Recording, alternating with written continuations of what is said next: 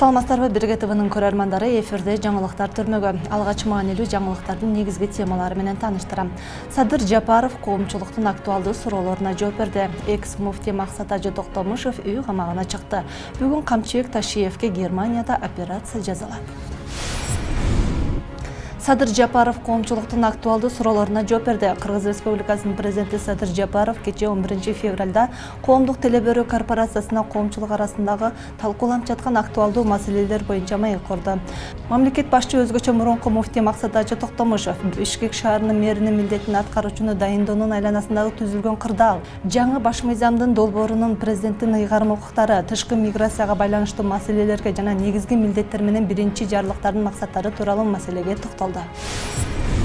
Райымбек Матраимов айыппул төлөйт. Бажы кызматынын төрагасынын мурдакы орун басары Райымбек Матраимов жемкорлук боюнча күнөөлүү деп табылды. Ага каршы козголгон кылмыш иши боюнча 1-май райондук соту бүгүн өкүм чыгарды.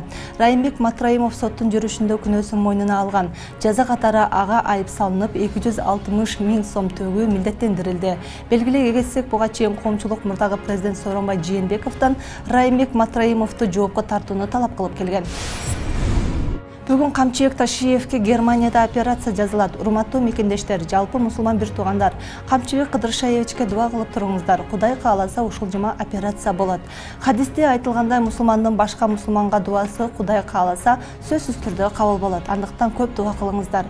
Аман эсен Кыргызстанга кайтып келип, мурдагыдай Кыргызстанга, элибизге, жерибизге пайдасы тийип жүрө берсин деп айтылат билдирүүдө. Белгилүү болгондой, Камчыбек Ташиевке оор операция жасалат. Камчыбек Ташиев өзүнүн дарты аныкталгандан кийин калган өмүрүн эл үчүн иштөөгө жумшаарын айткан.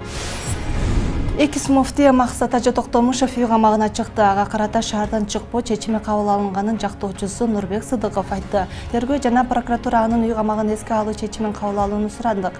Биз коюлуп жаткан айыптарга макул эместигибизди билдирдик. Сот шаардан чыкпоо шарты менен Максат Ажы Токтомушевди бошотту, деди жактоочу. Эске салсак, экс-муфтийдин башкаруу чарасы 1-май райондук сотунда 2,5 саат каралды. Чечим түнгү саат 1 чамасында чыкты. Муфтийдин милдетин Жарабай Шаргазиев аткарат. Кыргызстан мусулмандар дин башкармалыгынын жобосу боюнча муфтий отставкага кеткен учурда шайлоого чейин анын орун басары муфтий милдетин аткарат. Учурдагы орун басары Жарабай Ажы Шаргазиев. Муфтияттын маалыматы боюнча дагы бир орун басары Кадыр Маликов үй бүлөлүк абалына байланыштуу ыйгарым укуктарын убактылуу токтоткон. Алымдар кеңеши 11 февралдагы жыйынга чогулуп, муфтий Максат Ажы Токтомушевдин отставкасын кабыл алган болчу. Ушуну менен бүгүнкү жаңылыктар соңуна келип жетти. Ал эми биздин эфирде аба ырайы улантат. Бизден алыстабаңыздар.